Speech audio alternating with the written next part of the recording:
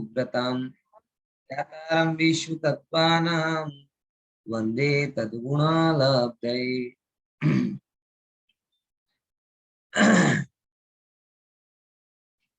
नौवां अध्याय अपना चर्चा में चल रहा है और 9वें अध्याय में जो संवर और उसके कारण है संवर निद्रा के, उसके विषय में हम विश्लेषण कर रहे हैं। जैसा कि आपको पता है कि भाई धर्म संवर निद्रा का कारण है, 12 भावनाएं संवर निद्रा का कारण है, तमाम जो भी चीजें हैं वो सब संवर निद्रा के कारण है और वो हमने चर्चा में ली बराबर। और उनमें भी जो जैसे कहें कि समिति की चर्चा, गुप्ती की चर्चा, धर्म की चर्चा हमने कर ली थी बराबर। अनुप्रेक्षा की भी चर्चा लगभग लगभग हो ही गई थी। परिचय जय की चर्चा चालू की थी, ठीक है ना। परिचय जय के बारे में एक सिंपल सा सूत्र आया था, कौन सा, कोई बताएगा? ये वाला, ये जैन धर्म में परिचय सहन क्यों किया जाता है इसको बताने के लिए सूत्र है। बहुत सारे लोग ये कहते हैं कि साहब आज की भी ऐसे कई व्यक्ति होते हैं जो ऐसे कहते हैं दुनिया भर के जैनों की बड़ी विचित्र लीला होती, एक एक छोटी छोटी जीव का ध्यान रखते और खुद को इतनी तकलीफ देते। तो जैसे दूसरों को तकलीफ देना अधर्म है, ऐसे खुद को तकलीफ देना भी अधर्म है। इसीलिए स्वयं को जरा भी तकलीफ में नहीं रखना चाहिए। शरीर एक रोटी मांगे उसे दो दो, शरीर पानी मांगे उसे शरबत दो, शरीर कूलर मांगे उसे एसी दो बराबर। जो भी इसके मन में आवे हर प्रकार की इच्छा पूरी करो। क्यों? क्योंकि मैं भी एक हूं और मुझे मेरे को तकलीफ नहीं दे। ऐसा विचित्र लॉजिक देने वाले लोग भी मिलते हैं। मिलते कि नहीं मिलते? आपको मिले कि नहीं मिले पता नहीं।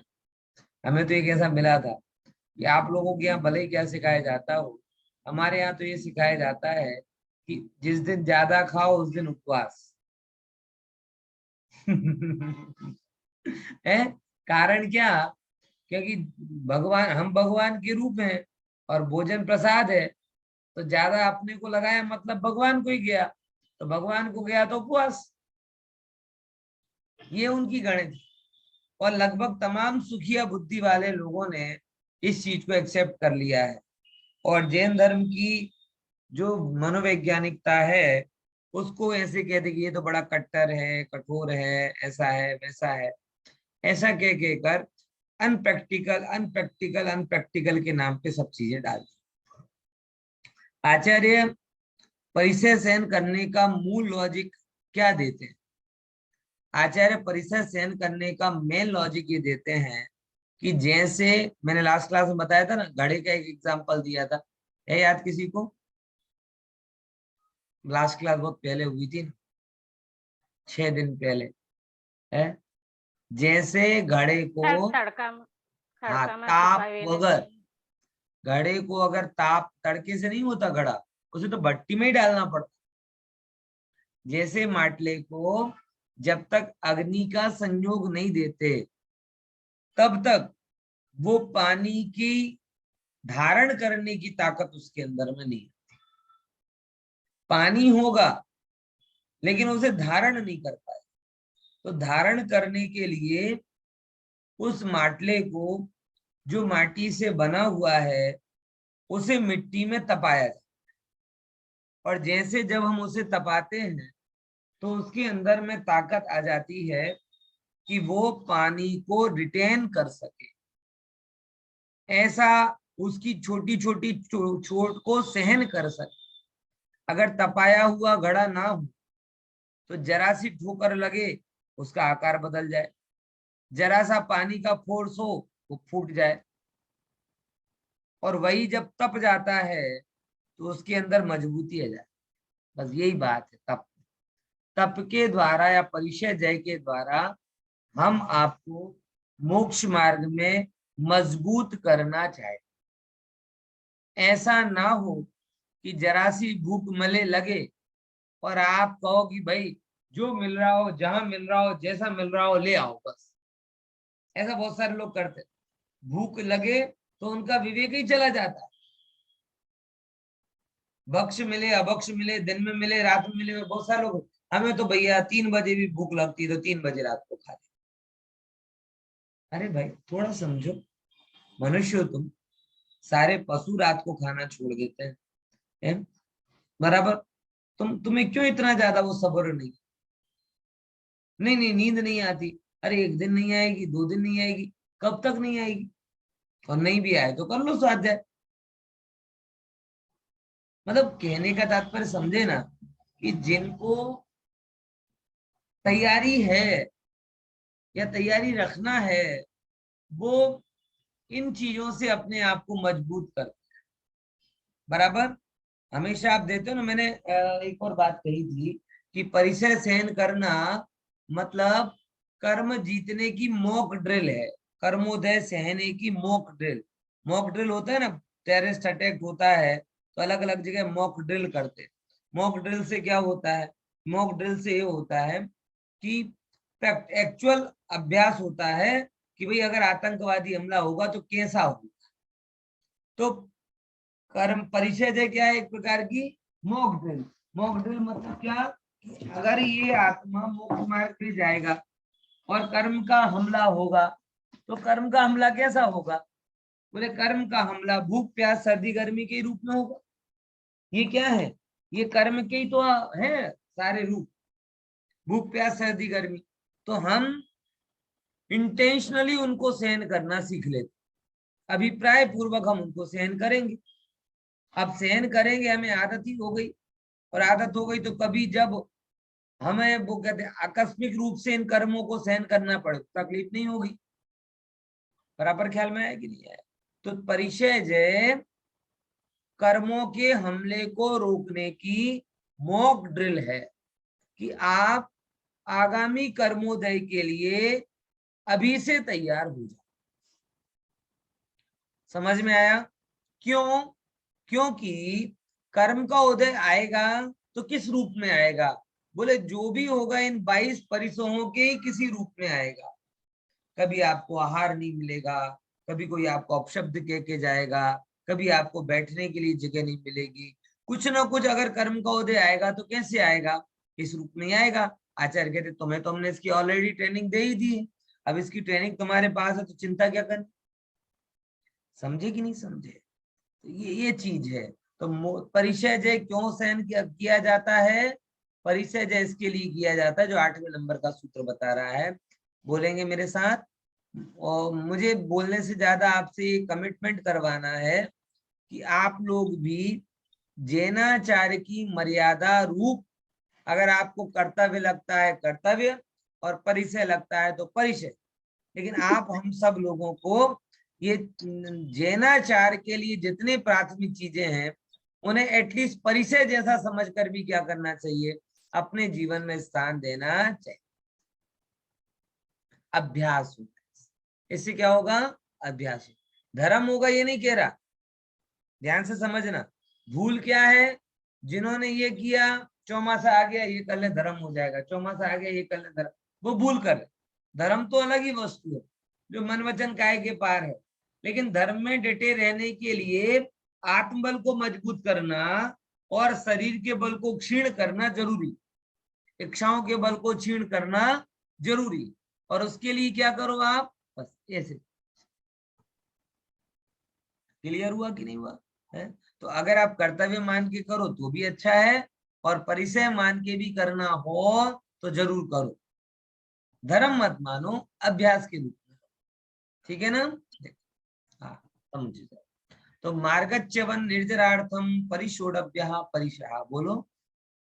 मार्गच्यवन निर्जरार्थम परिशोडभ्य परिशः। बहुत बढ़िया। हाँ, मार्ग अच्यवन, मुझे ये शब्द बहुत प्रिय लगता है। क्या लगता है? मार्ग अच्यवन, मार्ग से भटको नहीं, अच्यवन छूटो नहीं मार्ग से। हटो नहीं मार्ग से, इसके लिए परिसर सहन करना। मार्ग अच्यवन, फिर क्या बोला, निर्जरार्थम, निर्जरा के लिए परिशोधव्या, सहन करने योग्य है। वो कौन है, परिसर, जो परिसर सहन करने योग्य, अवॉइड करने योग्य नहीं। अपन लोग कैसे लगाते हैं, भूख को अवॉइड कर देते, प्यास को अवॉइड करते, मतलब थोड़ी हम क्या है, आत्मबल कमजोर कर। आप कभी सोचो, मैं तो खरेखर जब कभी विचार आता है, हम जरा सी सर्दी में बहुत सर्दी, बहुत सर्दी, जरा सी गर्मी में बहुत गर्मी, बहुत गर्मी, एक टाइम अगर ब्रेकफास्ट भी छूटे ना, आज तो ब्रेकफास्ट छूटी गयो, आज तो जमवानो नहीं मळ्यो, आज तो आम न, आखो दिवस स्टीरियो टाइप रिकॉर्डर चालू रहता है, आज तो आम થઈ ગયો, તેમ થઈ ગયો, તેમ થઈ गयो। मुनिराजों का विचार नहीं किया आपने, है किया? भूख में भी कैसे संभावी, प्यास में भी कैसे संभावी, सर्दी गर्मी लगे तो भी संभावी, मच्छर मक्खियां। मैं तो खुद कई बार विचारता हूँ कि जैसे कि कोई भी चीज की अपन को कैसी आदत पड़ जाती है, आदत ऐसी पड़ जाती है, मैं आपको बताऊं कि अगर आप पतले मोटे गद्दे पर सोते हो तो आपको पतला गद्दा मिले तो आपको नींद नहीं आती, और रिवर्स भी होता है, अगर आप पतले गद्दे पे सोते हो और आपको कोई मोटा गद्दा मिले तो भी नींद नहीं आती। समझ में आया कि नहीं? मतलब बड़ी गजब है अपन लोगों को, जिस तरीके में देखो उसके हैबिचुअल हो जाते हैं, आदत पड़ जाती है उसकी। और वहीं देख के मुनियाज को बड़ा गर्व होता है हमें कि किसी भी चीज की जरूरत नहीं है, ऐसा भी जीवन होता है, और है, जी रहे हैं वो, और ज्यादा आनंद में जी रहे हैं। समझ में आया कि नहीं?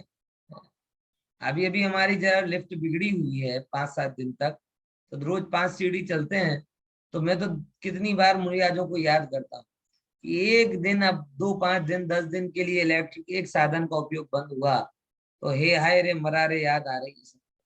धन्य वो मुनिराज तो जीवन भर एक भी इलेक्ट्रिक साधन का उपयोग नहीं करते।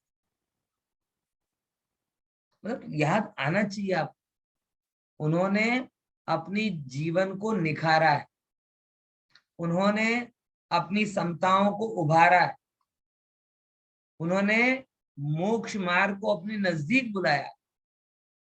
इसके रिवर्स हमने जीवन को बिगाड़ा है, अपनी क्षमताओं को प्रकट होने का मौका ही नहीं दिया, और हर काम से कई बार ऐसा लगता है ना कि एक हाथ आगे बढ़ते हैं और 2 हाथ पीछे हटते। होता है कि नहीं होता है? ऐसा लगता है कि नहीं लगता है? ऐसा नहीं लगता तो लगाना चाहिए। मणि जी अब नहीं लगता तो कहां से लगाएं?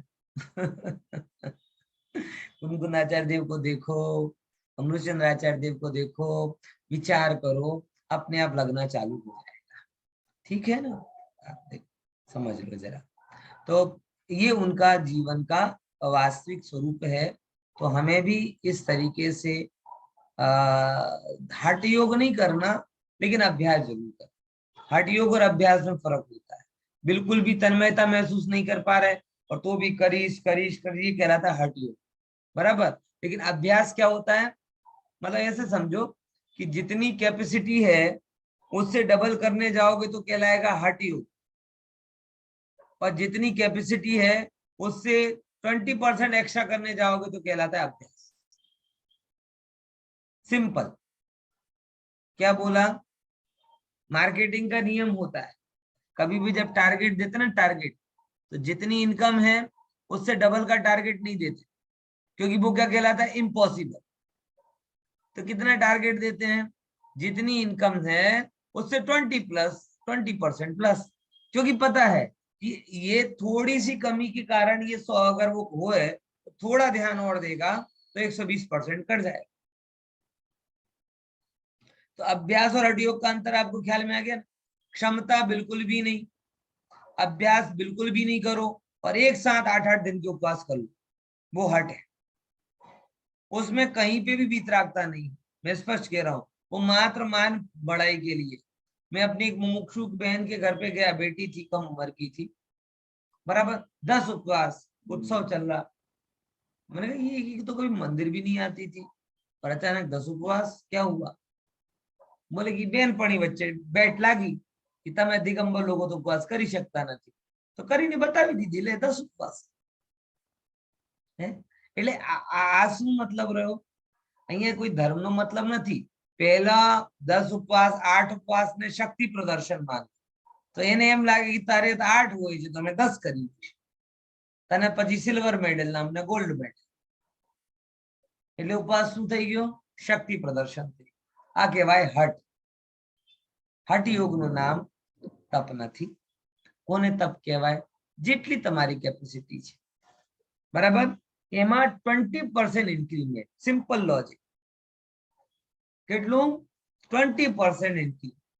कि अगर आप भूख मतलब ये ना 4 बार खाते हो, 5 बार खाते हो, तो एक सिंपल कि 3 बार खाऊंगा, भूख को सहन करूंगा थोड़ा, 3 बार खाने का अभ्यास हो गया, अब 2 बार खाऊंगा.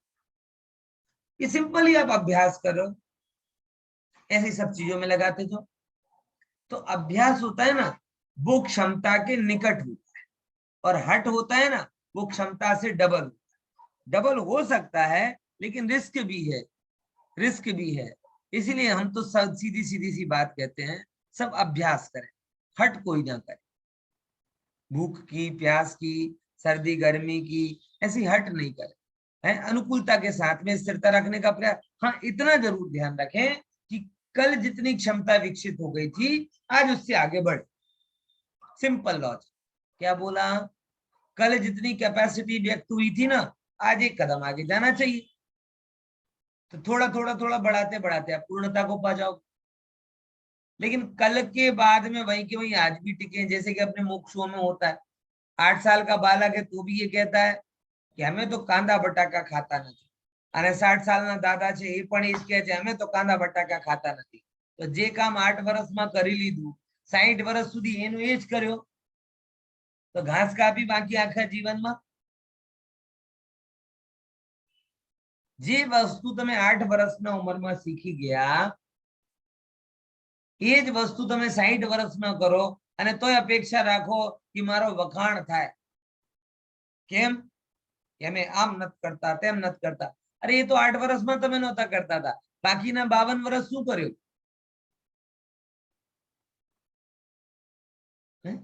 તમને એક એવી જોબ મળે કે તમે જે જોબમાં અપોઇન્ટ થાવ, એ જોબમાં રિટાયર્ડ થશો. આવો એગ્રીમેન્ટ કોઈ આપે કે જે જોબમાં અપોઇન્ટ થઈ રહ્યા છો, એ જ જોબમાં તમે શું થશો? રિટાયર્ડ થશો. તો તમે એ પોસ્ટ એક્સેપ્ટ કરશો? જેમાં સિલેક્શન, એમાં જ રિટાયરમેન્ટ ના ફાવે. પ્રોગ્રેસ નથી. સારામાં સારી જોબ ને છોડી દે માણસ, પ્રોગ્રેસ નથી.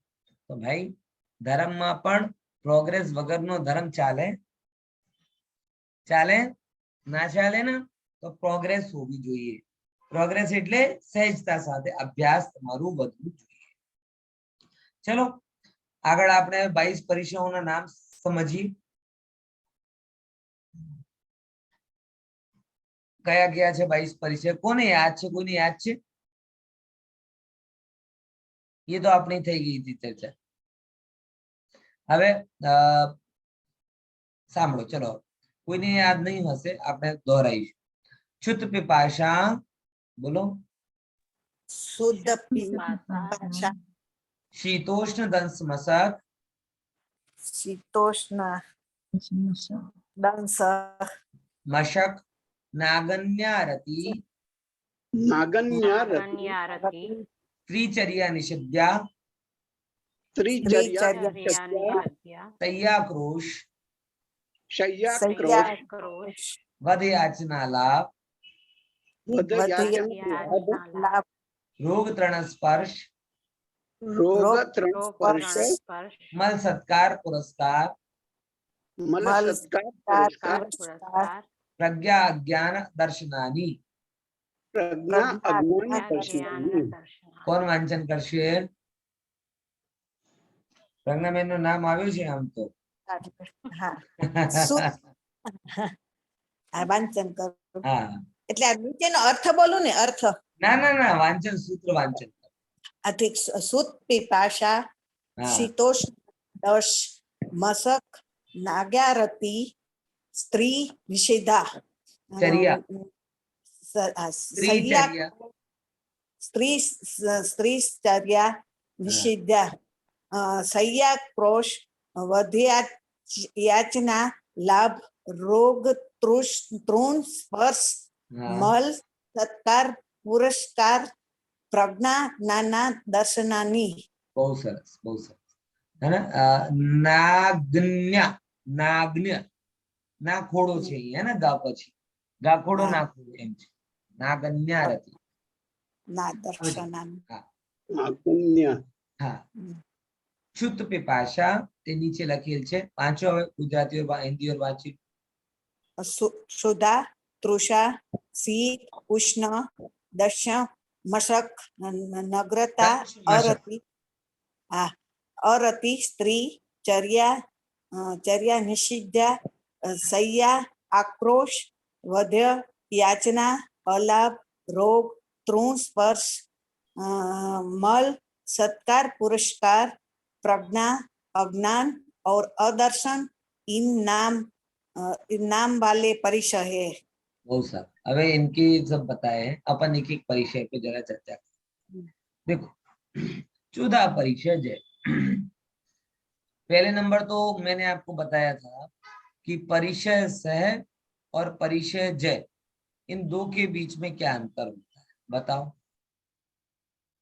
परिचय सह किसे कहते और परिचय जय बोलो खुशी में। આત્માનુભવનના કે આત્મલીનતાના વિના જે ફક્ત સહન કરી લેવામાં આવે એને પરિચય સહ કહેવાય ને પરિચય જે કે એના ઉપર વિજય પ્રાપ્ત કરે કે એટલે આત્માનું ધ્યાન એટલે આત્મામાં લીન એટલા હોય કે ઈ વસ્તુ ઓટોમેટિક સહન થઈ જાય। જો બહુ સારું છે લગભગ જેમાં ફાઇટ કરવી પડે તમને પોતાની સાથે એ કહેવાય પરિચય છે અને જે ઈઝી થઈ જાય તમારે સાથે એ કહેવાય પરિચય જય સિમ્પલ ભાષા બરાબર। માણસ તમે દરેક વસ્તુ નવી નવી હોય તમે એકંદરે એની સાથે શું કરો છો ફાઇટ જ કરો છો। મોબાઈલ નથી આવડતો એટલે એને શીખો છો ફૂલ કરો છો તો એ એક જાતની ફાઇટ છે। લેપટોપ નથી આવડતું તો એની સાથે ફાઇટ કરો છો બરાબર। એમ ભૂખમાં પ્યાસમાં પણ તમે એક જાતની ફાઇટ કરો છો। તો જેમાં તમને અમને બધાને એક જાતનું કોન્ટિન્યુઅસ આમ ફાઇટ જેવો રહે કે ભાઈ ભૂખ લાગી છે પણ ખાઈશ નહીં લાગી છે પણ કરીશ નહીં આમ છે પણ તેમ નથી આ જે ઈચ્છા છે ને એ કહેવાય છે એક પ્રકારનું પરિચય સહન કરવું કે એ કામ કરી નથી રહ્યા પણ એ કામ કરવાની ઈચ્છા થઈ ગઈ છે એ કહેવાય પરિચય સહન। હવે જો એમાં બે વસ્તુ છે પરિચય સહન ને કોઈ અભ્યાસ રૂપે લે તો સારું પણ પરિચય સહન કરીને कोई एम मानी ले कि मैं धर्म करी लीधु तो खोटू। शू बात की थी बे परिचय सहने को कोई अभ्यास के रूप में ले मतलब मैं कई बार इसके रूप में बोलता हूं कि देखो शरीर है ना शरीर ये मशीन है इसमें ज्ञान नहीं। अब इसीलिए जब आप उपवास करोगे तो ये तो आपके जो भोजन का टाइम है उस टाइम अलार्म बजाएगी उसको आप ज्ञान तो दे नहीं सकते तो ये आ तारो उपवास है छानो मानो बैसी रहे हाँ बहु बूमो नहीं पाड़तो एने संभळावशो तो संभळशे नहीं करेगा उसको तो मशीन है वो क्या बात है मालिक रोज तो 4 टाइम देते थे आज 1 टाइम भी नहीं दे रहे जिंदा हो कि मर गए तो वो अपने जिंदा होने का सबूत देगा आते हैं फड़फड़ाएंगी चक्कर सा लगेगा वगैरह क्यों क्योंकि उसके अंदर अभी क्या नहीं है ज्ञान। तो इसीलिए आत्मा को समझाया जाता है और शरीर को ट्रेंड किया जाता है। क्या बोला ये सिंपल आत्मा को क्या किया जाता है समझाया जाता शरीर को समझाया नहीं जा सकता। कैसे समझाओगे भैया मान जा अमूर्तिक परमाणु के पिंड मान जा आज 14 है पोल्यूशन है चौमासा है बराबर वीर शासन जयंती है गुरु पूर्णिमा है फलाना है आज मत करना रात को नहीं खाना उसको सुनेगा क्या तो उसे ट्रेंड करना पड़ता है बराबर। और आत्मा को ट्रेनिंग देना है कि आत्मा को समझा अब ये लोग नहीं समझते हैं, ये नहीं करेंगे तो वो शरीर ट्रेंड नहीं होता। अब ट्रेंड नहीं होता तो समस्या क्या आती है कि जरा सी भी प्रतिकूलता होती है और वो भर भर करके गिर जाता है। होता है कि नहीं? बराबर। तो इस चीज को थोड़ा आप विचार, तो शरीर को ट्रेंड, तो लोगों की भूल क्या होती है कि जब आप भूख को आप इस रूप में ले रहे हो कि भाई ये ट्रेनिंग है, अगर आज हमने उपवास किया और शरीर में ज्ञान नहीं है तो अपने टाइम पे परेशान करेगा ही करेगा, इसके ज्यादा सुनना नहीं चाहिए, ये अभ्यास के रूप में हुआ। लेकिन जिसने ये नहीं सुन रहा और मैंने धर्म कर लिया, ये मूर्खता होगी। तो हमें मूर्खता नहीं करना और अभ्यास का मौका छोड़ना नहीं, ठीक है ना। देखो चलो विचार करते हैं आगे। तो परिचय जय, हाँ बोलो इतने। પરિચય જય થાય એની પહેલા પરિચય સહન તો આવે જ ને, સહન હા કરતા સવાલ આવે. જ નથી ને, ફર્સ્ટ સ્ટેજમાં સહન કરવાનું આવે છે। જો કોઈ પણ ચીज सहज साध्य तभी बनती है जब पहले यत्न साध्य। आज आपको लगता है कि मैं प्रवचन कर देता हूँ, बराबर है। मुझे याद है 11वीं क्लास में जब मैं बोलने के लिए खड़ा हुआ था तो पोडियम तक हिल रहा था, मतलब पकड़ा था, और वो जिसको पकड़ के बोल रहा था मैं भी हिल रहा था, वो माइक भी हिल रहा था, और इवन पोडियम भी हिल रहा था। और ऐसे नहीं बिना ट्रेनिंग के, महीने भर तक line to line word to word सब याद था। ऐसा नहीं कि कोई अचानक ही जाके क्या बोलेंगे, पर हर पंक्ति पंक्ति याद थी, अक्षर अक्षर याद था, 2500 बार तैयारी कर ली थी। लेकिन वो तो अपने समय पे ही होता है। तो सहजता कब होती है? आपको ये लगता है कि अपने आप पक जाएगा, ऐसा नहीं होता। आपके बाल पक जाएंगे, आपकी जिंदगी पक जाएगी, एक भी चीज धर्म की सहज नहीं। बराबर। सहजता शुरुआत में यत्न साध्य ही होती, बराबर। सहजता शुरुआत में कैसी होती है? यत्न साध्य ही होती। इसीलिए आपको, हमको सभी को सत कार्य में अगर थोड़ी जिसमें ना अगवड़ लगे, अगवड़ लगने पर भी उसको छोड़ना नहीं चाहिए। अपने मुमुक्षुओं का एक फेवरेट तर्क है, आकुलता हो वो काम नहीं करना, आकुलता हो वो काम नहीं करना। अच्छा, मैं हमेशा उन लोगों से कहता हूँ कि भैया आपको दुकान जाने में आकुलता नहीं होती क्या? तो भी जाते कि नहीं जाते? ऑफिस जाने में आकुलता नहीं होती क्या? जाते कि नहीं जाते? बच्चे बच्चियों को पढ़ाना हो, उनके एग्जाम की तैयारी करनी हो, घर गृहस्थी की साफ सफाई करनी हो, हर काम में आकुलता होती है। आकुलता के कारण जब कोई काम नहीं छोड़ते तो थोड़े बहुत धर्माचरण के काम क्यों छोड़ देते? आकुलता इतनी भी अनबियरेबल है तो फिर दुनिया के काम छोड़ो ना, वो सारे काम आकुलता के बिना तो कौन सा काम होगा? आप विचार करके देखो, प्रैक्टिकली सोचो। कोई भी एक ऐसा काम है कि जो बस हो रहा है? हर काम में आकुलता। तो आकुलता के नाम पे छोड़ने लगो तो कोई काम नहीं बचेगा करने लायक। अच्छा, बाकी दूसरे काम आकुलता होने पर छोड़ते नहीं, और धर्म के काम की बात आए तो आकुलता था वो नहीं करो, आकुलता था आउ करी करी ने छटकी जाओ। आ डबल स्टैंडर्ड कहवाय। શું કહેવાય? Double standard. इसीलिए आकुलता से घबराना नहीं, होगी ये मानकर ही चलना। अगर हम भूख सहन करेंगे, प्यास सहन करेंगे, सर्दी, हाँ लेकिन कोई बात नहीं, ये भी सहज है, हो जाएगा जब लगातार करेंगे तब। तो हमें दोनों उपाय करने, आत्मा को समझाते भी जाना है और शरीर को ट्रेंड भी करते जाना। एक साइडेड थोड़ी होता है। हम दोनों एग्जाम करते हैं ना, प्रैक्टिकल एग्जाम भी देते हैं, थियोरिकल भी देते हैं। तो थियोरिकल के रूप में समझते समझाते जाओ और प्रैक्टिकल के रूप में अपने जीवन में स्थान लाते रहो। लेकिन फिर से मैंने बोला, हट नहीं करना, अभ्यास कर। क्या शब्द बोला? हट नहीं करना। हटाहट का नाम धर्म नहीं, अभ्यास कर। अभ्यास और हट में क्या अंतर है? अभी कभी पूछ लेते, क्या अंतर है? અભ્યાસ એટલે हाँ, अभ्यास में કેટલા ટકાનું અંતર છે? બોલો દિનેશભાઈ। 8 એટલે 20%. 20%.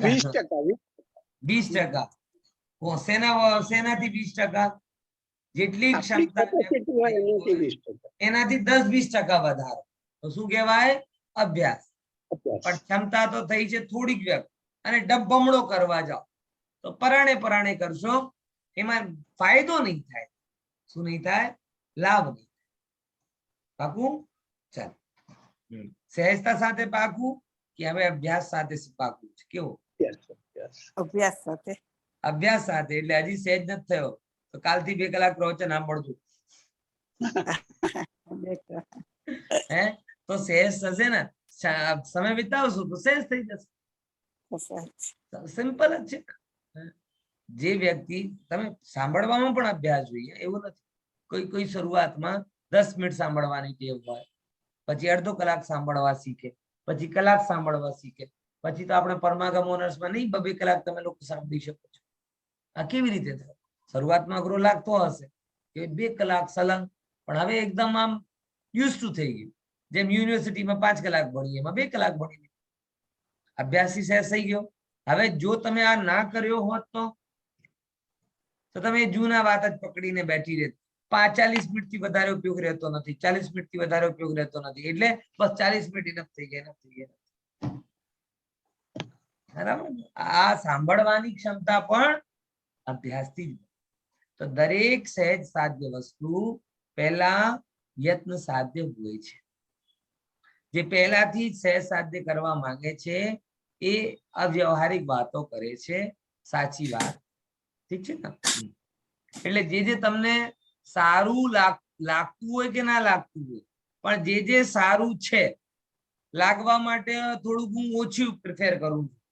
કેમ કે લાગવાનો માર્ગ તો મનથી ચાલે અને મનમાં તો ગોટાળામાં ગોટાળા છે. તો લાગે અને હોવું એ બેમાં ફેર છે. તો જે સારું લાગે છે એમ નહીં, જે સારું છે એને કરવાનો ટ્રાય કરી દો. બરાબર?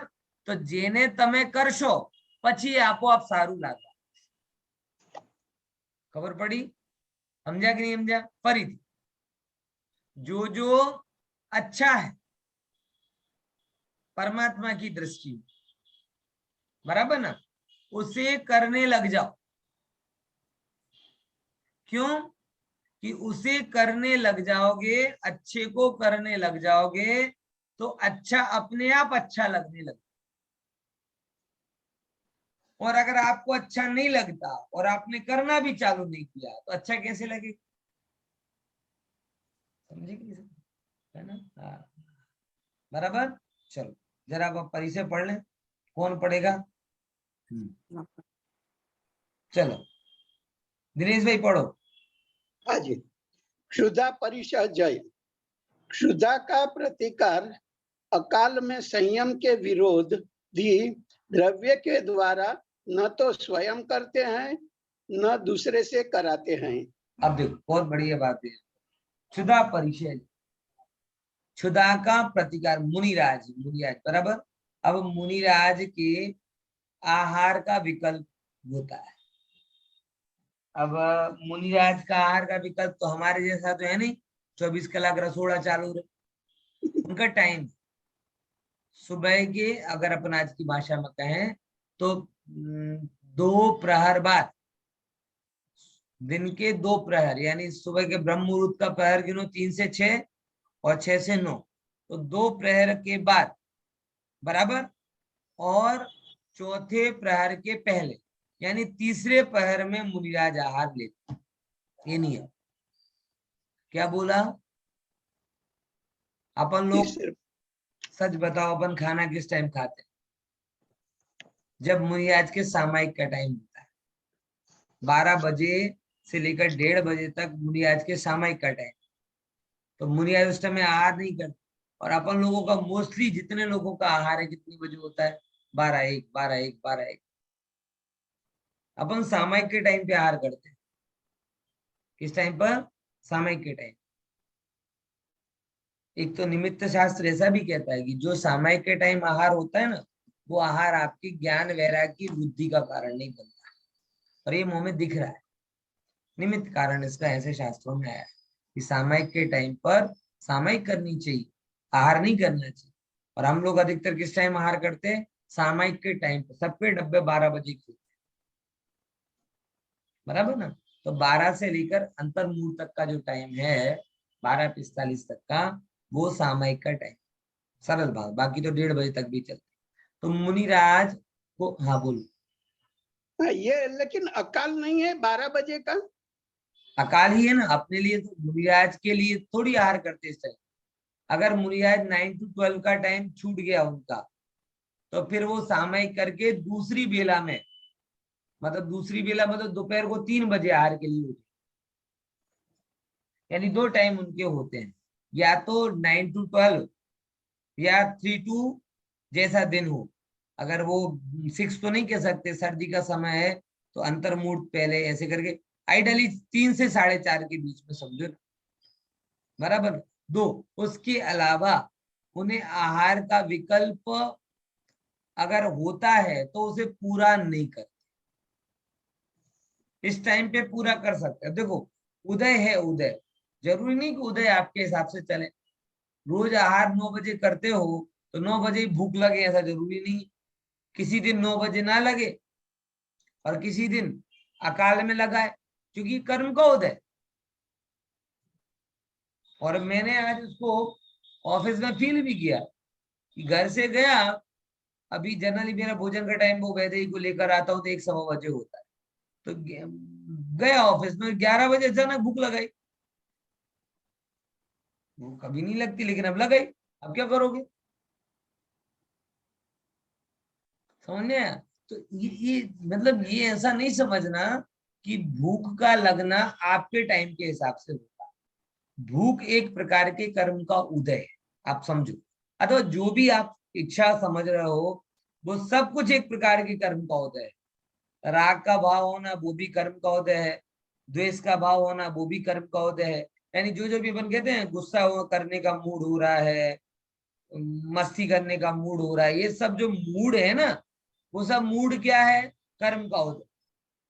और उस कर्म के उदय में अपन भेद ज्ञान नहीं कर पाते तो अपन मूड ही बन जाते। समझना है कि नहीं है? तो क्रोध भी, मान भी, ये सब क्या है? क्षुधा, तृषा, ये सब एक प्रकार के कर्म के उदय। तो कर्म का उदय कोई आपके हिसाब से तो आएगा नहीं। अब कभी आपको विकल्प हो रहा है, कभी नहीं हो रहा। अब जब काल में हुआ तो मुनि आज कहते चलो अच्छी बात है, इस समय भोजन का विकल्प हुआ, समय भी ये कराते हैं। कितना सहज हो गया? 9, 9:30 के बीच में विकल्प हुआ। उनको लगा चलो भाई 9:30 9 के बीच में विकल्प हो रहा है, 9 से 12 के बीच में हमारे नीति नियम मुजब अगर हमें भोजन मिल भी रहा है तो जाएंगे कराएंगे।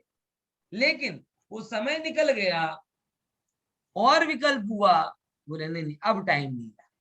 जैसे अपने को अगर रात्रि भोजन का त्याग किया हो और रात्रि भोजन का त्याग करने पर रात को भोजन का विकल्प आए तो क्या करना? कुछ नहीं, विकल्प की ज्ञाता रहना, भोगना, ये थोड़ी बात आती। और आप देखोगे कि ये तो हमने अपने आप को कमजोर बना के रखा है, वरना भूख की इतनी ताकत नहीं है कि बल जबरी से आपको खिला दे। आप कमजोर पड़ते हैं तब भूख आपके हाथ पैर चलते। समझ में आया कि नहीं आया? तो जैसे हमें रात को अगर भोजन का विकल्प आए तो हम उस विकल्प की ज्ञाता बनने के प्रयास करते हैं, भोगता नहीं। ऐसे ही मुनिराज को अकाल में, यानी दिन में भी, सामायिक के काल में, पहली मुहूर्त में, पहले प्रहर में, दूसरे प्रहर में, बराबर 5वें प्रहर में, और बाकी के समय में अगर उन्हें आहार का विकल्प आता है तो आहार करते नहीं है, बराबर। और स्वयं करते नहीं, और संयम के विरोधी द्रव्य के द्वारा ना तो स्वयं करते हैं और ना कराते हैं। कि भाई अगर कोई भी चीज जो मुनिराज के लिए निषिद्ध है तो स्वयं भी नहीं करेंगे और दूसरों को भी उसका सेवन करवाने नहीं देंगे, बराबर। चल दूसरे नंबर का परिचय जय बोलो। तृषा परिशह जय। यदि तृषा रूपी अग्नि से उन मुनियों के आंट, ओठ, मुख, समस्त शरीर सूख गया हो तथा वे मुनिराज प्यास की अग्नि से संतप्त हो रहे हो, तो भी प्यास की शांति के लिए मुख प्रक्षालन आदि नहीं करना तृषा परिशह जय है। आपको मुनियाज के आहार की व्यवस्था पता है? कैसे आहार करते मुनियाज? मुनियाज जब आहार करते हैं तो एक बार ही करते हैं, बराबर। और एक बार आहार करने में भी अंतराय आदि का पालन करते हैं। अंतराय का पालन करते मतलब क्या होता है कि जिस समय उन्हें आहार करना है, आहार के टाइम पे अगर बाल वाल जैसी कोई भी चीज आ गई तो आहार छोड़ दे। अब ऐसा कई बार बनता है कि एक क्रम होता है कि मुनियाज पहले दूध लेते हैं, फिर रोटी लेते हैं, फिर उसके बाद में लास्ट में पानी। एक जनरल एक आहार का मेथड होता है। अब कई बार ऐसा हो जाए कि रोटी खा ली और उसके बाद अंतराय आ गया और पानी पिया नहीं। अब आप सोचो, गर्मी का महीना है, भोजन कर लिया है, पानी नहीं पिया, अब मुनियाज दूसरे टाइम पानी पीने नहीं जाए। अब विचार करना कि गला कैसा सूखेगा, मुंह कैसा सूखेगा, होंठ कैसे सूखेंगे। तो भी मुनिराज ये जानते हैं कि ये सब कर्म का उदय है, इसमें मेरा कोई रोल नहीं है। ये जानकर पानी पीते तो है ही नहीं, मुंह भी नहीं धोते, पैर भी नहीं भिगोते। आप सोचो, भोजन के बिना तो अपन कहते हैं ना चल जाए, लेकिन पानी के बिना भी मुनियाज चलाते। समझ में आया कि नहीं? श्वेतांबर परंपरा में पानी के प्रति बड़ा सॉफ्ट कॉर्नर है, मतलब पानी जिसको जितनी बार पीना हो पी सकता है, ऐसा श्वेतांबर परंपरा में। यहाँ के उपवास में भी ऐसा होता है, साधु भी, मतलब एक प्रकार से पानी को आहार में नहीं गिना जाता, बराबर। इसीलिए साधु भी दिन में कई दफे पानी पीते हैं, श्रावक भी जब एकासन उपवास करते हैं तो पानी पीते रहते। दिगंबर परंपरा में पानी को भी आहार की इक्विवेलेंट गिना जाता है। इसीलिए मुनिराज पानी भी एक बार ही पीते हैं, बराबर, क्योंकि उसे भी वो किस में गिनते हैं? आहार में गिनते हैं। और दिगंबर परंपरा के अनुसार एकासन आदि करो तो उसमें भी पानी को एक ही बार पिया जाता है, बार बार नहीं पिया। बोलो खुशी में। सर इसमें एक अगर सिचुएशन हो कि पानी ना पीने से वो जबरदस्ती, मतलब शुरुआत से तो सबकी क्षमता एक सरखी नहीं रहती। अगर हाँ। कोई साधु है तो पानी नहीं पिया और उसमें आत्मलीनता नहीं रही, और अगर वो नियम ना पाल के पानी पी लिया और उसके बाद उसकी आत्मलीनता उनकी अगर बढ़ गई, तो वो दोनों में कॉन्सिक्वेंसेस में क्या दोनों को फल अब देखो, मिलेगा? मैं आप बस इसको थोड़ा मैं और बड़ा कर, एक साधु है, बराबर, तो एक साधु को थोड़ा सा अलग दृष्टांत है, लेकिन काम भाव हुआ, बराबर। कौन सा भाव हुआ? काम भाव हुआ। अब वो यही आर्गुमेंट करे कि अगर मैं भोग लेता हूं तो मेरा मन शांत हो जाता है, और नहीं भोगता हूं तो बड़ी आकुलता होती है, तो क्या करूं? अब बताओ आप।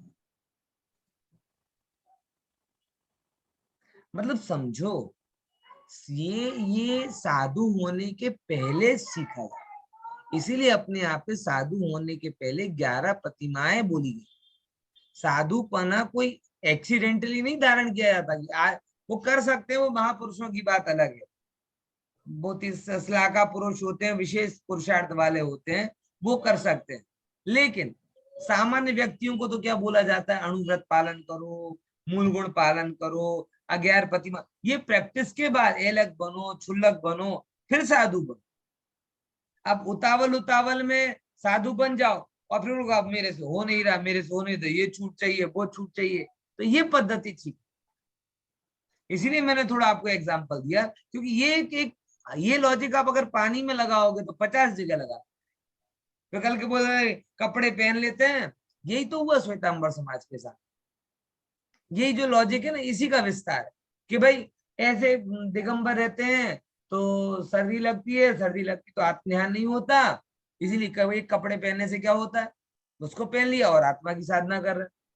फिर बोले कि भाई एक बार खाने से काम नहीं चलता, तो 2 बार खा ले रहे, क्या फर्क पड़ता, 2 बार खा ली और आत्मा की साधना कर रहे।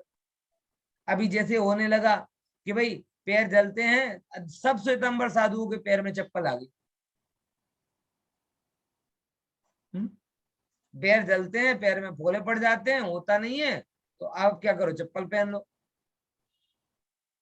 पॉइंट समझ में है कि नहीं? तो साधुचर्या साधना की शुरुआत नहीं है, शुरुआत तो ग्रस्त अवस्था से होती है।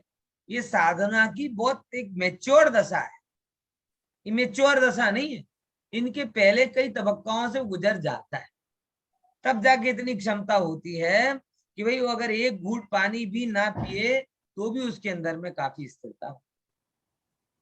इसीलिए हमेशा दिगंबर से, हाँ बोलो। इसके लिए उनके पास परिशह जय नहीं है। वो लोग जो करते हैं परिशह सहन करते हैं, ऐसा बात हुआ ना, सवाल ही नहीं ना। और हाँ? बस क्योंकि जो बल होना चाहिए ना वो नहीं, हाँ, इसके लिए नहीं रहता है ना। सिंपल लाइन में आपको बोलता हूँ, हमेशा जो वस्तु है ना उसके स्टैंडर्ड के अनुसार अपना स्टैंडर्ड हाई करना चाहिए। हम बिलो स्टैंडर्ड में हैं तो उस वस्तु को, आइडल वस्तु का स्टैंडर्ड डाउन कर दें, ये ठीक नहीं। दो तरफ से बैलेंस होता है, या तो खुद आगे बढ़कर या उसको नीचे गिरा। आपको कौन सा करना, समझ में आया? बैलेंस करना है, ये दोनों इक्वल नहीं है।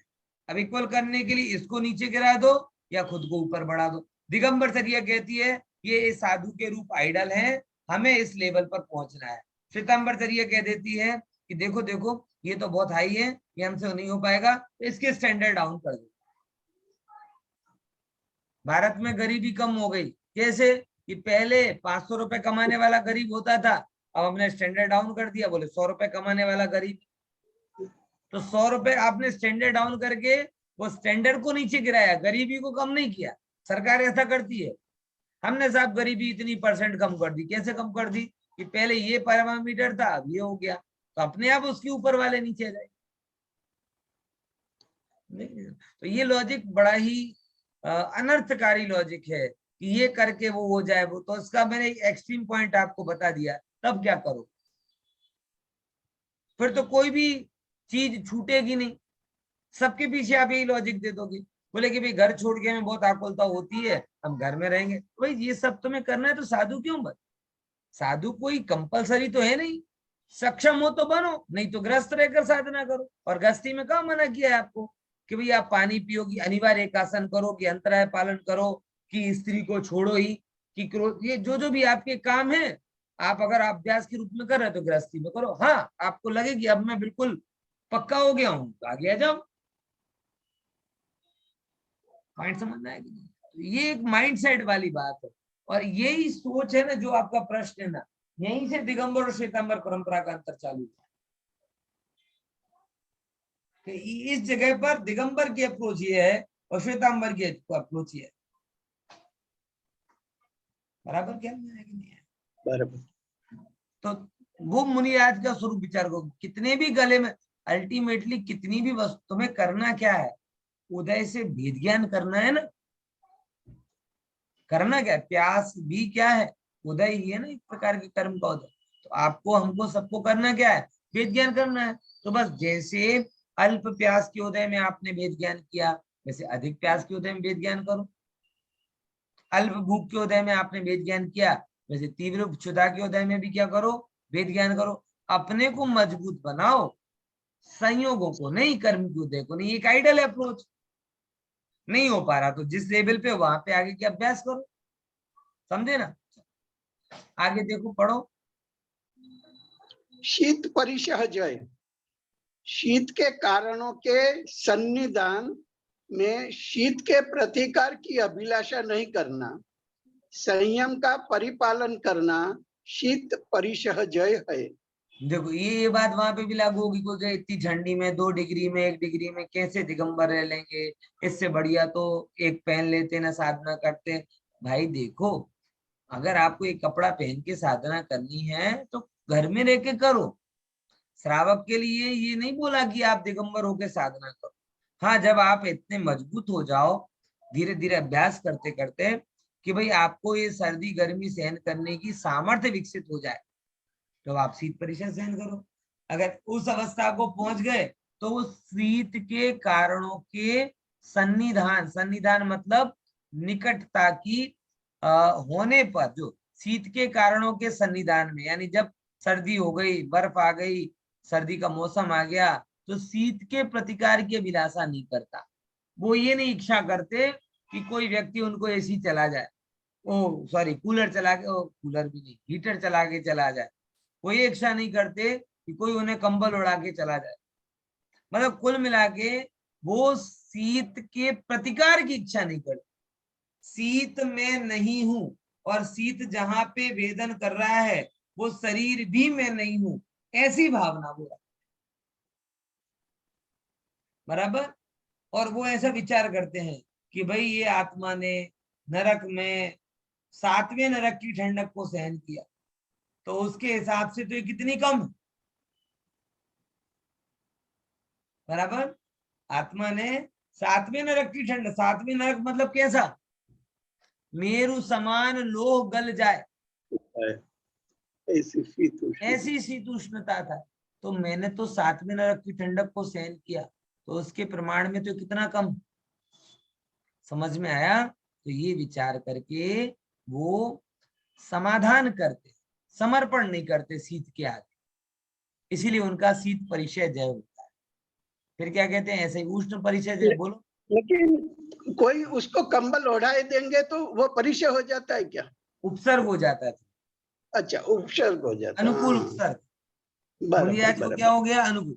अनुकूल उपसर्ग कब, जैसे जैसे कोई भयंकर कमठ करता है ना, कमठ जैसे उपसर्ग करे, तो मुनिराज को कैसे अनुकूल वेदन होगा, कैसा लगेगा, वैसे ही अनुकूल वेदन में भी छूटने की इच्छा होती है। ये अंदर मन की बात। मुनिराज को अंदर से ये नहीं लगना चाहिए तो यही सबसे बढ़िया है, इसने मेरे हित का काम किया, बाकी सब तो बस प्रवचन सुन के चले जाते हैं, मेरे लिए कोई कुछ करता ही नहीं। यही एक वाला बड़ा काम का आदमी, ये मुझे कंबल उड़ा देता है, ये कर, ये भाव आया ना मन में, किसी से कहेंगे नहीं तो भी ये भाव आया, तो परिचय की विपरीत, बराबर ऐसा है। उष्ण परिचय जय किसे कहते, पढ़ो। उष्ण परिचय जय, दावाग्नि जन्य दाह, अति कठोर वायु और आतप के कारण जिसके गले और तालू में शोष उत्पन्न हुआ है, जो उसके प्रतिकार के बहुत से अनुभूत हेतुओं को जानता हुआ भी उनका चिंतन नहीं करता है, उनके उष्ण परिचय जय है। देखो बहुत बढ़िया बात, दावाग्नि जन्य दाह, मुनिराज जंगल में है, नॉर्मल गर्मी की तो बात ही नहीं कर रहे, यहाँ कैसी गर्मी बोल रहे हैं, जंगल में आग लगी हो ना, दावानल, उतनी भयंकर आग में भयंकर गर्म लू फूक रही हो, हीट हो, हीट वेव, आताप सूर्य 50 डिग्री में तप रहा हो, गला तालू सब प्रदेश प्रदेश पानी पानी मांग रहा हो, गर्म हो रहा हो, शोष उत्पन्न हुआ, और वो जानता भी हो साधु कि देखो इस बगीचे में ठंडी हवा है, इस नदी में ठंडा पानी है, इस पेड़ की छांव में ठंडक है, ये सब जानते हुए भी वो उष्णता के साधनों का, उष्णता का प्रतिकार नहीं करता। समझ रहे, उष्णता का प्रतिकार नहीं करता, उष्णता का वेदन नहीं करता, उष्णता में नहीं हूं ये जानकर अपने आप को भिन्न मानता है। आई कि नहीं ये बात समझ है, ये चीज प्रतिकार। और वो ये भी नहीं सोचता कि पहले गृहस्थ अच्छे थे, ये बढ़िया, जैसे ही गर्मी लगती थी एसी चला लेते थे, पहले गृहस्थ अच्छे, ऐसे मन में बहुत विचार आता है, पता है। संयम होता है ना, संयम, जैसे अभी 10 लक्षण आएंगे ना, 10 लक्षण, तो आने के बाद में लोग क्या याद करेंगे, अरे वो पहले अच्छा था, हरी सब्जियां मिलती थी, अब तो बेचारा जब से पोल्यूशन आए तरस गए खाने के लिए। ये विचार करना भी पाप, ये विचार करना भी उस भावना का घात है जिस भावना पूर्वक संयम किया है। बराबर ख्याल में अष्टानिका चल रहे, अभी अष्टानिका में यथा योग लोगों ने थोड़ा बहुत संयम किया होगा, बराबर। अब जब ये किया है तो अब विचार किसका करता है, अरे पहले के दिन बढ़िया थे, ये कर लेते, वो कर लेते, जो मन में आता वो कर लेते। नहीं भाई, पहले पामरता थी, अभी पुरुषार्थ। पहले इच्छाओं के आगे समर्पण था, आज आत्मा का बल है। ये भावना मन में होनी चाहिए, ठीक है ना। हाँ देख, अगला पढ़ो। भूख और प्यास में भोजन करना सामान्य है, अतः क्षुधा पिपाशा पृथक पृथक नहीं है। पढ़ो। भूख और प्यास पृथक पृथक है क्योंकि उन दोनों का आधार भिन्न भिन्न है। क्षुधा को दूर करने का आधार भिन्न है और प्यास को दूर करने का साधन भिन्न है।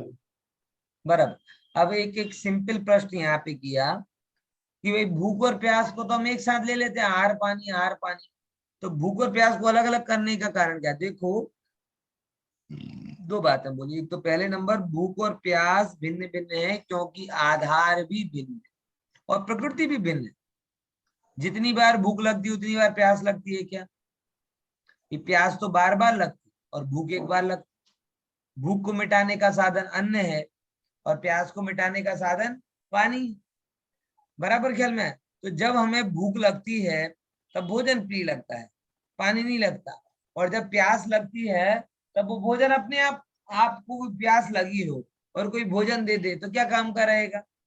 इसीलिए भूख और प्यास दोनों के आधार भिन्न भिन्न है और इसीलिए दोनों के कर्म भी भिन्न है। तो क्षुधा और तृषा परिचय एक नहीं है, दोनों अलग अलग हैं और उन्हें अलग अलग ही मानना चाहिए। चलो जय जय। हाँ सब जय जय जैन कर लो, सबसे जय जैन कर। जय जिनेंद्र। जय जैन कर लो, जय जैन। जय जिनेंद्र वेदांश। हाँ